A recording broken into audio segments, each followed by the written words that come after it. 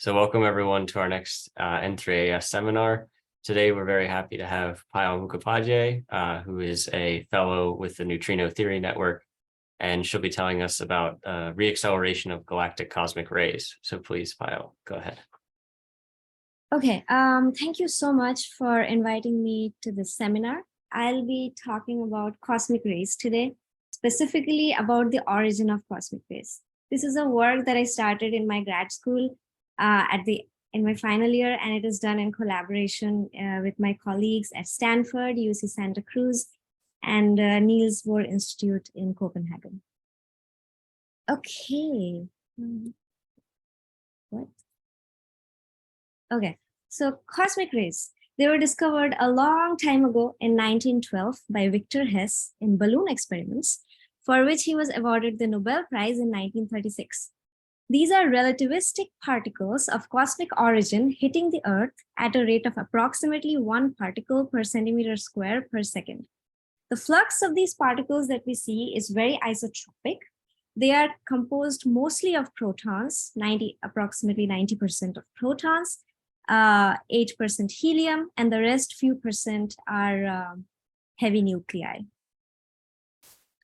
So even though these cosmic rays are very abundant and have been known for a long, long time, there are still major open questions about the origin of these high energy particles, a subject where despite great progress has been made over many, many decades, but there is still no unequivocal consensus about what part of the cosmic ray comes from where. And I really hope that you guys can see this plot of the cosmic ray spectrum on the side, because it's kind of important to set the stage of the plot. So if you don't understand anything, please ask me. So to the left is shown the cosmic ray spectrum measured at Earth. The y-axis is the energy flux of these cosmic rays in GeV per meter square per second per steradians. The x-axis is the energy. The energy of the cosmic rays. The spectra spans about 10 orders in magnitude between GeV to hundreds of eeV. This spectra shows several interesting features.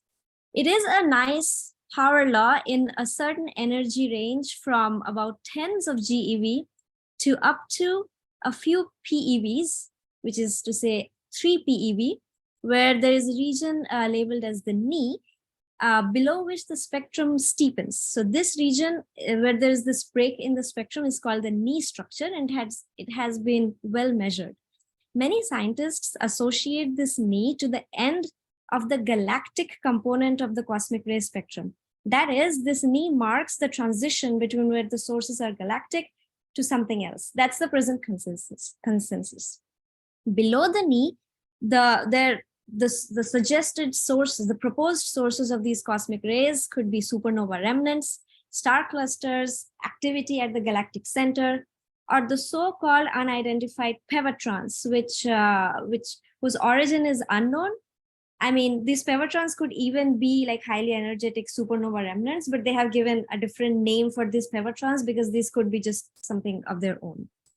Another prominent feature that has been measured in the cosmic ray spectrum is the Ankel feature, which is present at about 3 exo-electron volts, which is 10 to the power 18 electron volts. So by the way, so PeV is 10 to the power 6 GeV, and the EeV, which is the exo-electron volt, is 10 to the power 9 GeV. So beyond this Ankel feature, the sources are thought to be mainly extragalactic, with the popular candidates being active galactic nuclei, starburst galaxies, cluster accretion shocks, gamma ray bursts, etc. So even though the exact sources, like which sources are contributing to what, is kind of unknown, but the consensus is that below the knee, particles are galactic, and above the knee, the particles are definitely extragalactic. However, there is another region, the region between the knee and the ankle, which is the shin region, which spans between 3 PeV to 1 eeV, is much more unclear. It is debated whether the particles in this regime has any galactic contribution or not. And this is the region, the shin region, that I'm going to focus in this talk. One popular site for filling this shin region is known as the galactic wind termination shock, which will be the focus of my talk. I will talk more about the motivation and the problem and why we choose this site over the others. But there are other proposals such as the there are other proposals for filling up the shin region, such as reacceleration in the Fermi bubbles, so-called super bubbles or super pevotrons, etc. So overall, yeah, so there is no consistent picture of what should contribute to the shin region. Okay, so the advent of multi-messenger astronomy, where you can get like multiple messengers from a given source, such as gamma rays, neutrinos, cosmic rays, has enabled the possibility of probing this fundamental quest of the origin of cosmic rays. In this talk, I will focus mainly on the cosmic ray part for this galactic wind termination source, and I'll leave the neutrinos and gamma rays for a future talk because that's something that I'm currently working on. Okay, so original motivation. So like a year ago, so the project basically started with an ambitious plan that my colleague Roger Blanchford had. He basically he came to me and he was like, Payel, I want to work on an idea of like developing a single like unified model, a refutable model that can basically explain the entire spectrum of cosmic rays between GeV to the ultra high energies at 100 EeV. And then the question was like, it seemed, and whether it's like even possible to do that, is to have like a unified description of the entire cosmic ray spectrum in the umbrella of a single sort of a physical motivation. So that was the original goal. And the overarching idea at that time when we were starting this project is the following, that we postulate that these cosmic rays from GeV to hundreds of EeV all form as a result of something called the diffusive shock acceleration on shocks of different scales. So diffusive shock acceleration, I will talk, maybe if I have time, I'll explain it later, but it is for now basically a mechanism to form high energy cosmic rays at strong shocks.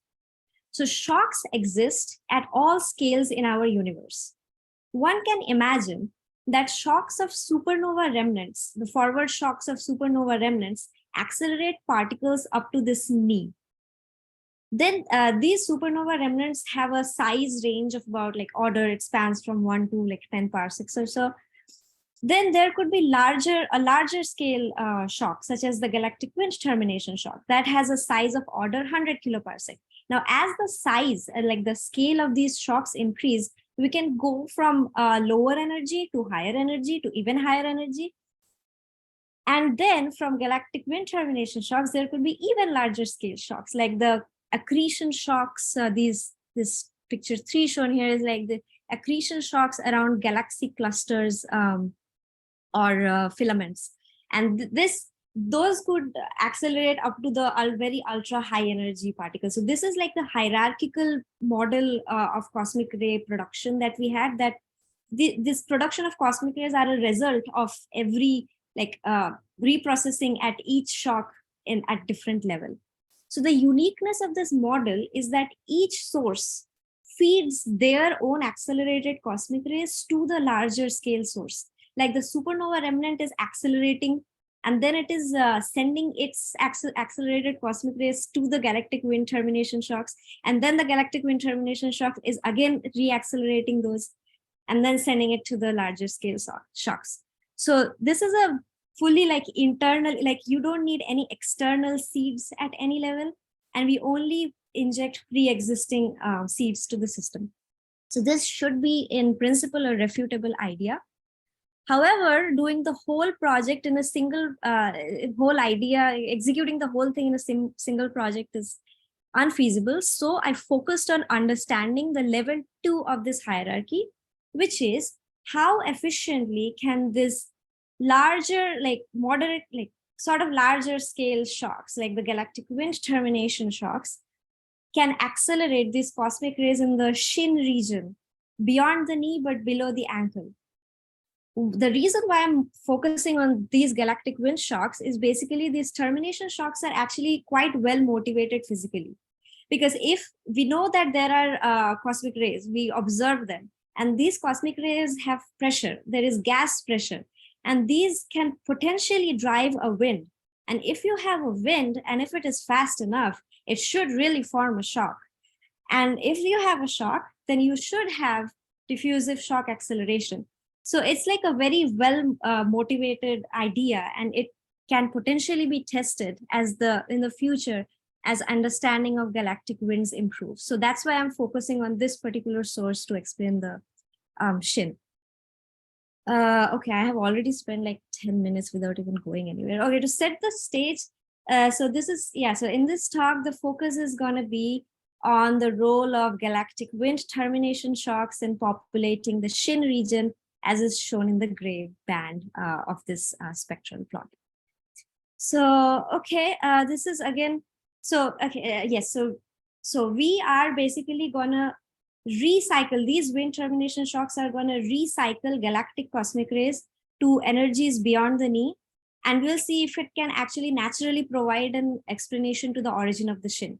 This idea of the acceleration taking place at the galactic wind termination shock is actually a very old one dating back to the 1980s. And it's a favorite one for many reasons. However, the concept of recycling of these galactic cosmic rays and reaccelerating them at the wind termination shock has never been analyzed rigorously. So a self-consistent study of how well these attractive sources can work is unknown.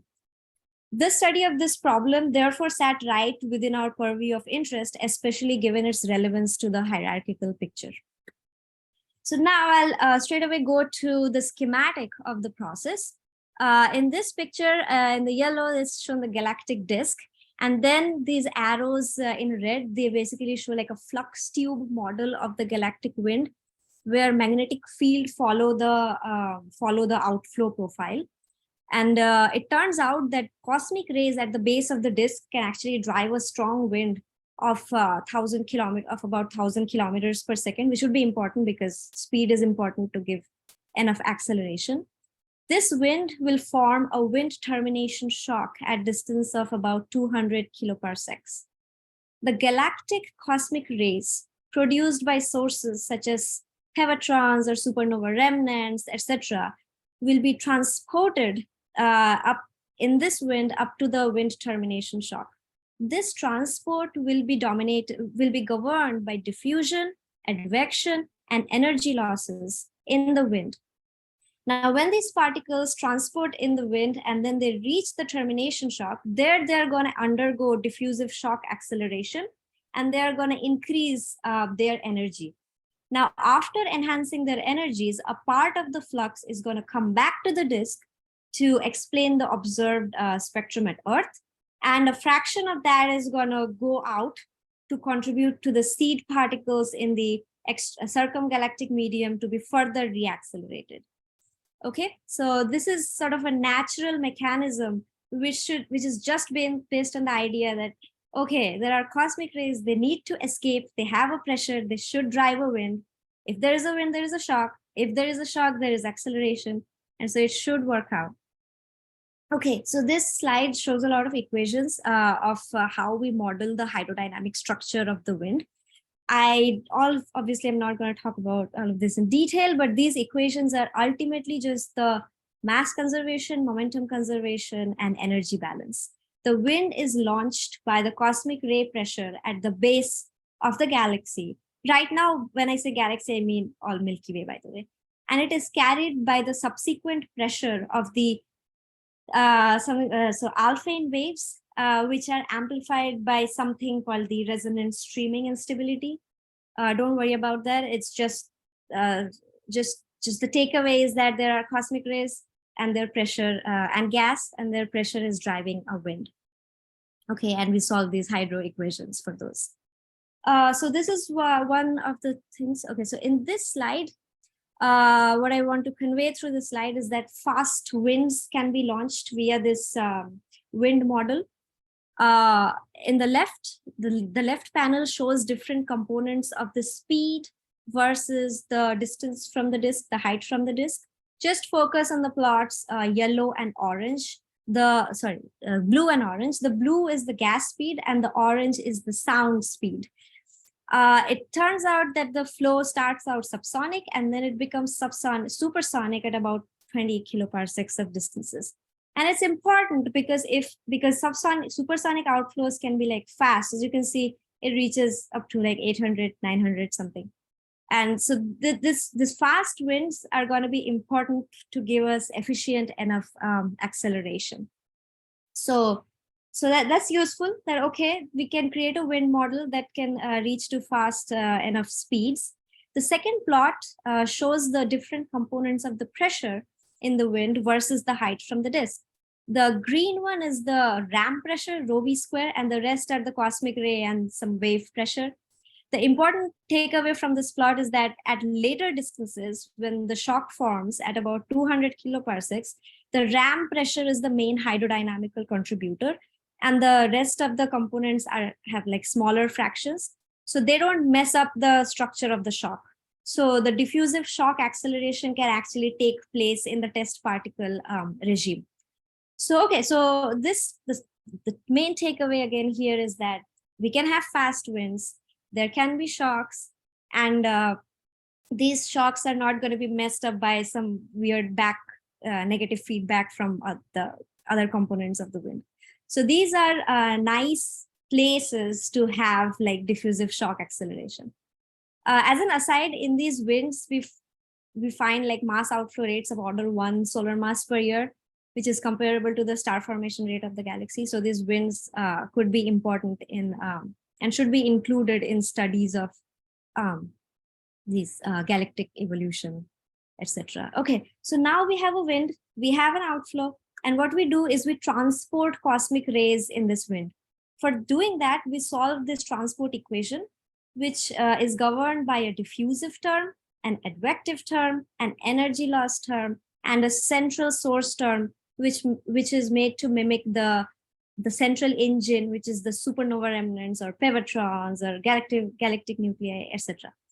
Okay, so we have a wind, we have cosmic rays, we transport those cosmic rays in this wind using this transport equation. Okay, now these are going to be transported in this wind. They are going to go to the shock. At the shock, they are going to be reaccelerated. And that reacceleration, as I've been talking about, is going to be because of diffusive shock acceleration. And diffusion is the key for making this mechanism happen. Okay, I don't have time to explain diffusive shock acceleration in detail, but rapidly I'll say that diffusive shock acceleration is a standard mechanism of cosmic ray acceleration in shocks. It basically occurs in a medium with a non-relativistic shock, which means there is a velocity, density, and temperature discontinuity there. The cosmic rays diffusively crosses the shock from upstream to the downstream and back. And at each crossing, it undergoes a head-on collision with the plasma, and this leads to an energy gain in each crossing. This energy gain shown here, delta E by E, which is proportional to the plasma speed V. So it's a linear in V. The energy gain is linear in V. It's also known as a first order Fermi mechanism. Okay, so for strong shocks, DSA is lovely because it actually gives rise to a nice power law spectrum as shown here, N of E, which is a number density of at energy E is proportional to, it gives a nice power law, which is nice because there are lots of power laws in the cosmic ray spectrum. However, the size and the age of an accelerator is finite, so the maximum energies achieved in these systems is going to be limited by considerations of acceleration time and confinement. So in the top, the acceleration time, the particles are going to need some time to actually accelerate to higher of energies. And this acceleration time must be smaller than the age of the universe, the age of the accelerator. And second idea is that of confinement, like the cosmic ray diffusion length must be smaller than the length scale of these systems so that they are efficiently confined and accelerated to long enough times. Okay, so in our paper, I'll quickly say how we have modeled this diffusive shock acceleration. Firstly, we have done this process consistently by solving the transport equation upstream of the shock, downstream of the shock, as well as at the shock, as shown in this sketch. The GWTS is like the acronym for galactic wind termination shock. By the way, it's shown here in red. These arrows show like the velocity in the upstream region. The upstream is where the wind is coming from, and downstream is like the outside medium that has been shocked. So the wind speed is higher there, V1, and the wind speed is lower in the downstream region. So what we do is that we solve the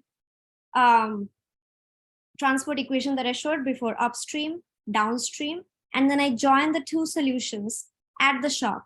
And we carefully take into account the curvature of the shock instead of assuming a plain parallel shock, which actually makes a big difference.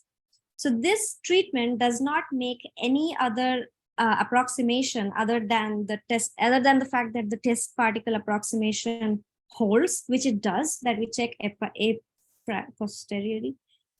So the cosmic ray transport, acceleration, and maximum energies are consistently calculated using a numerical iteration scheme, which is quite technical to expand here. But this pipeline that we have developed here will be very useful for consistently studying acceleration or reacceleration at any shocks, and not just the galactic wind termination shocks. Okay, so the maximum energies that can be reached at these galactic wind termination shocks is shown in this third. Just focus on this third equation here. Emax increases with V, which is the speed of the shock. Like the higher speed you have, the higher plasma speed you have, the stronger head-on collision is going to be. And so the maximum energies are going to be higher. It also increases with the increasing size of the accelerator, because the larger the accelerator, the better the confinement. And it also decreases with increasing diffusion coefficient, because if the diffusion coefficient increases, then the particles diffuse back too quickly and they start escaping without reaching high enough energies. Okay. So in this plot, this is another of the result plot that I have. Focus the y-axis shown. This is a plot of the proton intensity that we compute versus different observations at the disk in GeV square meter -2 second inverse steradian inverse. The y-axis shows the intensity. The x-axis is the energy in GeV. Note that previously it was all PeV, EeV, but now it is GeV.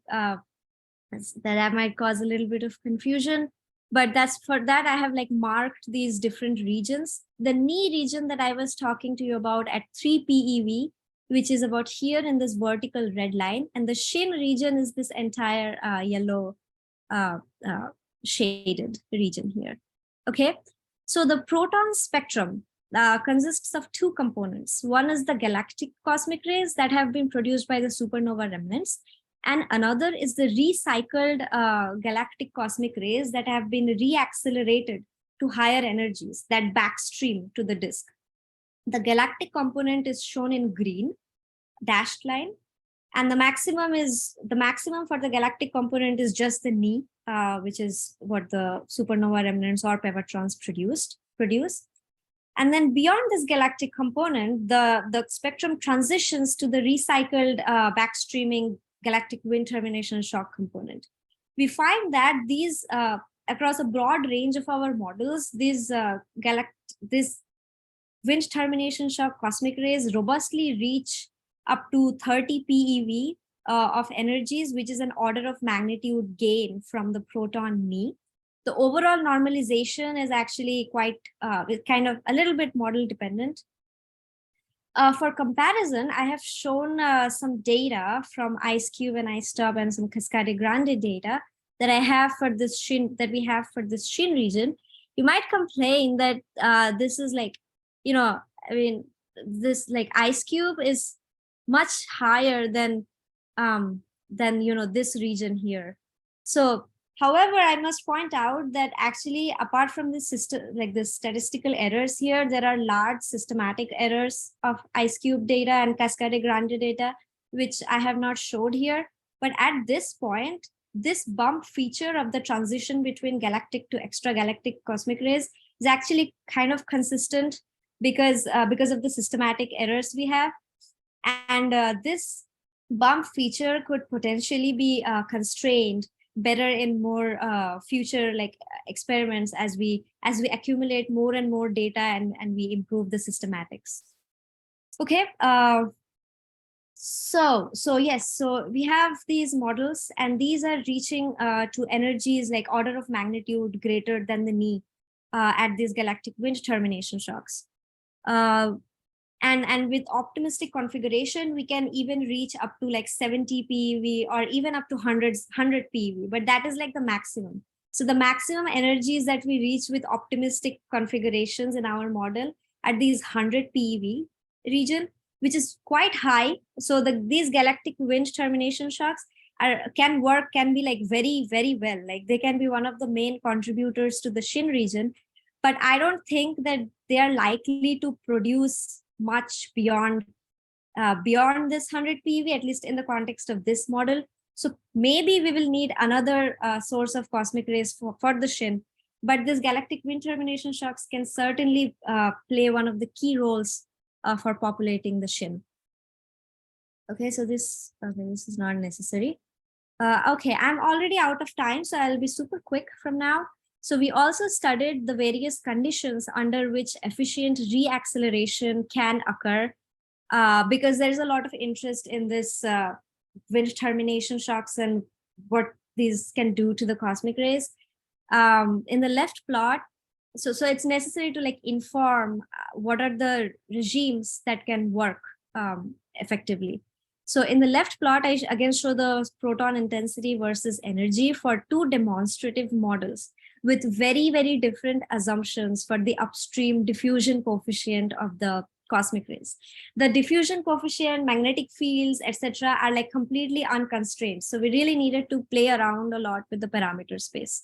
The orange curve is the one where effective reacceleration occurs up to like orders of 30-40 PeVs, and the blue curve is where there is negligible reacceleration bump. This drastic difference are, as I said, caused because of extremely different assumptions about the halo magnetic field and therefore correspondingly different diffusion coefficients. As our knowledge about the magnetic fields of the halo improves, these models could be better tested in the future. In this plot, we show the proton spectrum versus energy for different speeds. So these last two slides are basically just showing that, okay, there are these different regimes where it can work, where it cannot. And this one is the one where I show for these different like speeds of what will happen as the speed of the plasma changes. And as you can see that as the plasma speed decreases from 1,000 to like 200 kilometers per second, the reacceleration bump contribution just vanishes. So as there's a lot of ongoing work simulating the nature of these galactic winds with detailed MHD simulations. And as we learn more about these winds, we will know how well these accelerators can work. Okay, so a fraction of these reaccelerated cosmic rays will eventually escape into the circumgalactic medium. In this plot, I show the outgoing cosmic ray flux into the circumgalactic medium versus the cosmic ray energies. And we find that reacceleration mechanisms for different elements, like I show hydrogen, helium, carbon, iron, etc. So we find that this reacceleration mechanism will seed the circumgalactic medium with high energy cosmic rays up to 10 to the power 9 GeV. Other galaxies will behave similarly. Notably, starburst galaxies will have more powerful winds and consequently more powerful diffusive shock acceleration and will presumably dominate the seed injection into the wind. One of my colleagues will put out a paper where he will show that this further reacceleration into this larger scale cluster shocks can actually give us energies for the even higher energy domain from 10 to 100 exoelectron volts because of these strong accretion shocks around galaxy clusters and filaments. That's a paper by Paul Simeon, which is not out yet. Okay, so I'm out of time, and I'll just summarize. We have critically analyzed the role of a popular cosmic ray acceleration site in the Shin region, known as the galactic wind termination shocks, in the context of reacceleration of these galactic cosmic rays produced by supernova remnants, pevatrons, etc. These shocks can reaccelerate cosmic rays up to an order of magnitude or more beyond the knee at 3 PeV. In our models, we have found robust reacceleration up to 30 to 70 PeV over a broad range of plausibly physical conditions. The backstreaming particles can account for anywhere between 10 to 100% of the observed spectrum in the Shin region. This model probably cannot account for the entire Shin region. And these terminations, so maybe we will need some other sources. These termination shocks can actually be probed for edge-on galaxies with radio telescopes in the future. As we are learning more about magnetic field in the halo, motivated by various cosmological questions, that could test some of these ideas.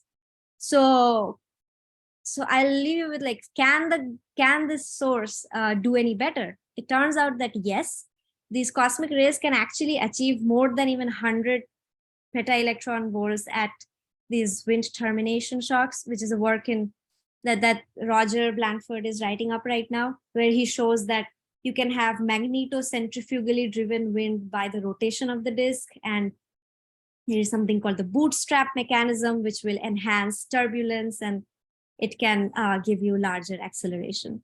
This is the future work I'm working on, multi-messenger signals, cosmic ray anisotropy predicted by this GWTS models, and plasma instabilities close to this wind termination shocks can impact reaccelerations.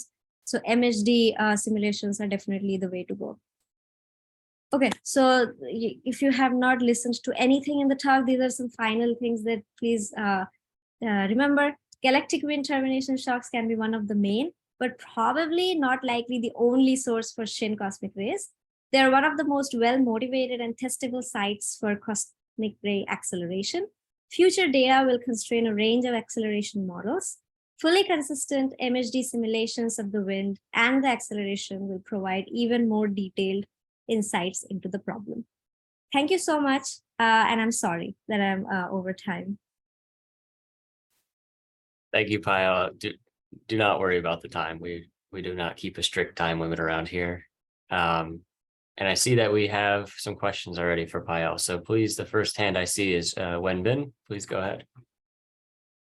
Hi, I have to go really quickly. So I'm going to quickly ask my question. So are there alternative observational evidence on the termination shocks showing what the speed is and what are the what's the radius, at what distance it is from the galaxy? Yeah, actually, no. So right now, the only, there is not much evidence for the termination shock because it's very hard to measure. It's like, if it is got to be at like hundreds of kiloparsec. What we do have is we have some measurements for the halo temperature, like at say like 3 kiloparsec, 4 kiloparsec. There have been a series of papers that shows what the temperatures are. And at this point, the status is that they like make these galactic wind models based on that halo temperature, like hot winds. And they show that these hot winds can be launched. But no, there are not really any observations for Milky Way for these terminations. Okay, the other question is, so Andromeda galaxy would have its own shock, right? Termination shock. So would the galactic shock, would the galactic wind from the Milky Way collide with the wind from Andromeda at the same time? Yeah, that's a good question. No, because it's far away, and by the time like it reaches that distance, so there's at the shock, the speed is really going to decrease by quite a bit, and it's going to slow down so to meaningfully interact with. Like at that point, it's not going to be really supersonic. So thank you. Thank you, Wenbin. Next hand I see is Katie's. The floor is yours. Yeah, just a basic conceptual question. Thank you for your talk, by the way. It's very interesting. So you were talking, way back in the beginning about like a unified picture at different scales. So I just want to see if I'm understanding correctly. So these are like distance scales. So is it like larger distance scales translating to higher energy scales? Correct. Correct. And that is actually happening because if you have larger distance scales, then you will have better confinement. Like roughly your accelerator will be larger in size. So you can confine your cosmic rays for longer because the diffusion length would then have to be longer before the cosmic ray escapes your accelerator. I see. Thank you. Next, we have a question from Mikhail. Oh, yes, thank you. It's an interesting talk, but I have a couple of concerns regarding the acceleration geometry. You have shown this cartoon at the beginning, yes, in which magnetic field line is kind of wiggling around for this, presumably the shock. Sorry, sorry, the magnetic. Kind of yeah, is it magnetic field line that is no. So kind sorry, of zigzagging? No. So the zigzag is So zigzag is just like a cosmic ray that is being transported from the disk. Oh, it's trajectory of cosmic ray. Okay, I see. Oh, sorry. Right, but then the question still remains: what is the magnetic field geometry? Is it radial or it's more or less like in Parker spiral? That yes, yeah. So actually, at that distances, the geometry is mostly like spherical. So magnetic field is mainly radial at that point. It's radial. Okay, so it's quasi-parallel regime of acceleration. Then the question that I have regards this tight link between acceleration time scale, which is diffusivity over u squared, yes, and the size of the shock precursor, so the distance where these particles can diffuse against the flow back to your disk, and then this is d over u. So that means that acceleration time can be expressed like this distance, 200 kiloparsec, over u. Of course, I understand that your task is very difficult because you don't know the parameters of the shock and the flow. But this constraint seems to be robust. So actually, acceleration time is a time of for convection of cosmic rays from the disk to the shock. Yes. And this is quite a long time. My estimate shows that it's at least 10 to the 8 years, 100 million years. And to reaccelerate anything in such a long time, so it's well, it is particles can escape earlier. No. So actually, yes. I mean, we in our model, like literally the main source of the confinement is the major criteria that actually. So it's more constraining than so particles are gonna like escape in this confinement. So what I'm trying to say is like if you calculate this transport equation and incorporate diffusive shock acceleration, then confinement is definitely going to restrict the maximum energy that is reached. So particles are gonna escape even before the entire acceleration time is reached. That's for sure. And that is in fact limiting the maximum energies that we are reaching. Yes, but the concern is that you cannot probably go up to a couple of orders of magnitude. It's very difficult to reaccelerate. It's just like one order of, it is quite difficult. I mean, if you look at these galactic wind termination shock papers by Randy, Jockipy, etc., they actually claim that these wind termination shocks can go up till like 10 to the power 9. Yes, but Randy is especially used quasi-perpendicular geometry and wanted to boost up the acceleration rate by 2 orders of magnitude. And he also used Bohm diffusion. Well, it was particularly inconsistent because you cannot have quasi-perpendicular fast acceleration and Bohm diffusion simultaneously, because the fast acceleration based on the anisotropy of diffusion tensor. And diffusion tensor becomes quite isotropic almost by definition if you enter the bomb regime. There is no difference between parallel and perpendicular diffusion because delta B is of order B. Right. So that's and Randy was criticized for that. But as I hear from you, use parallel geometry. It's different story, and it's much slower. And I wonder if it's indeed enough time before they escape to reaccelerate anything. Yeah, to a couple actually. of orders of magnitude. Yeah, I mean, so we did calculate the acceleration time, and we did find that the acceleration time is about like smaller than the time scale of the Milky Way. So this acceleration time is like, so sorry. But so what? You are say your using question e to the again? minus 3. Yeah, I have a question regarding into the 1/3 diffusion. E to the 1/3 is Kolmogorov. But Yes. Kolmogorov is not bomb. Bomb is linear with E. That's the problem. Yes, that's right. You always Yes. hit this problem about the acceleration time scale. But okay, maybe I'm going into no, actually, no. I mean, I think you are asking very like reasonable questions. So we have checked. So we took this, let's see. Yes, so close to the shock, let me see. Close to the shock, we assume like a purely turbulent field. Like close to the shock, the magnetic field is supposed to be like purely turbulent. So on that basis, there are models for Kolmogorovian turbulence, and then that translates.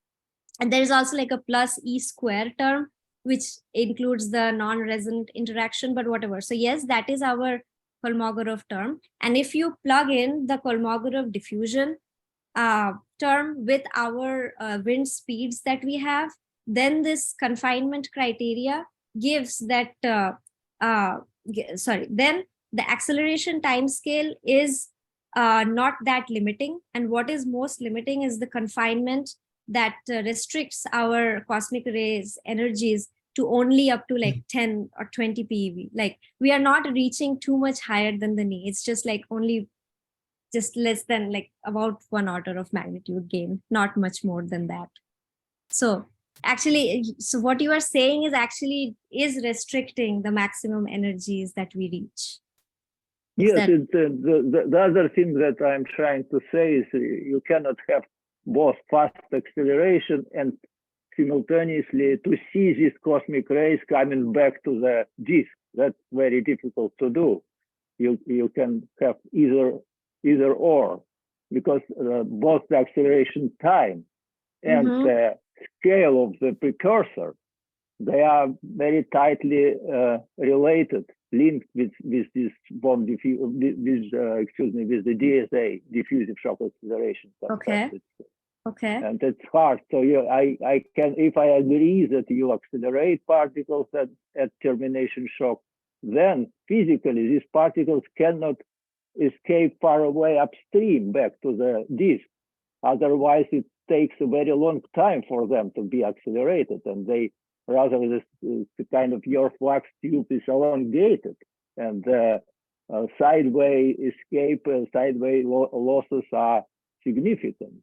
So you have another factor, aspect ratio, which is of your geometry, which you do not probably key into your. We actually no, we do have the geometry. Like so, okay, let's see. I mean, in this transport equation, this 1 by area times area, that does take into account the geometry of the shock.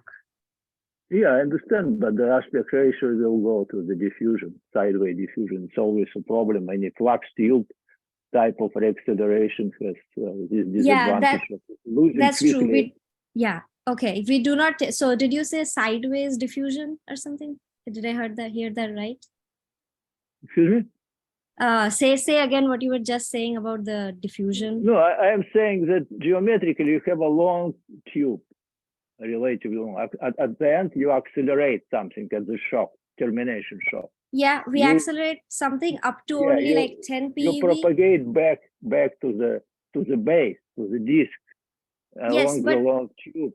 yeah, but only those are able to propagate. So it has, and so what I'm saying is that it has enough time to reach, say, a nominal energy of, say, like 10 PeV, and then it cannot go on for anymore. And if you solve this equation, it gives you that those 10 PeV particles like will escape before it can go any further. And it turns out that it can still reach the disk if you solve the problem transport equation. If I could jump in, contrary to what I said earlier about time, I think maybe we could put aside this discussion for now. I see a question from Wick, and after Wick asks his question, then we could return to a more informal discussion for the remainder of the time.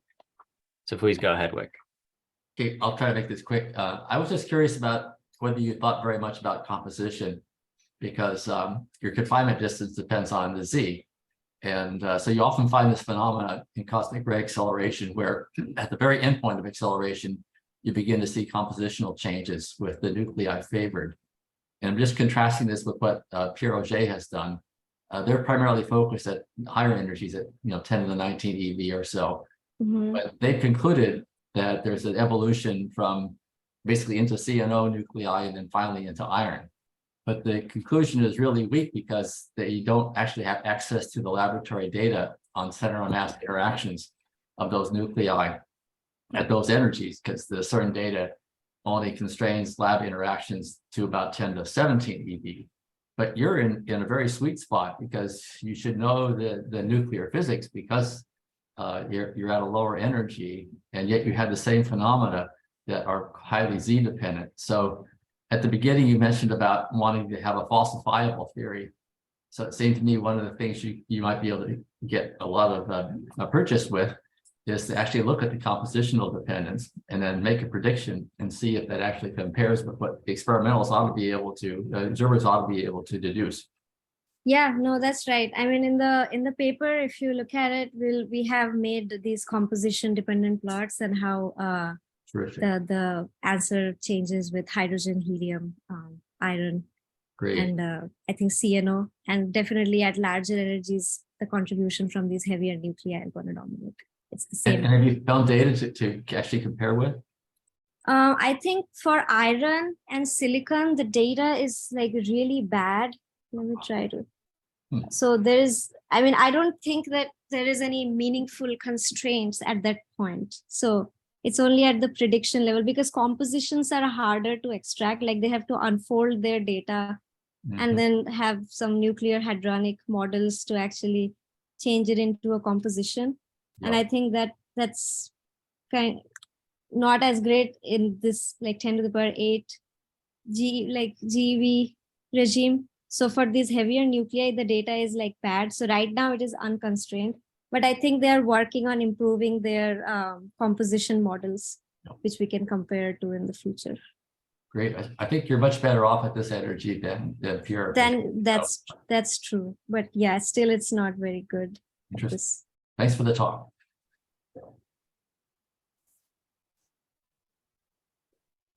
Great. So I still see Mikhail's hand. Are there any other questions or points of discussion? If not, let's all thank Payel again for a wonderful talk. And we hope to see everyone again in 2 weeks for our next N3AS seminar. So I'll stop the recording now.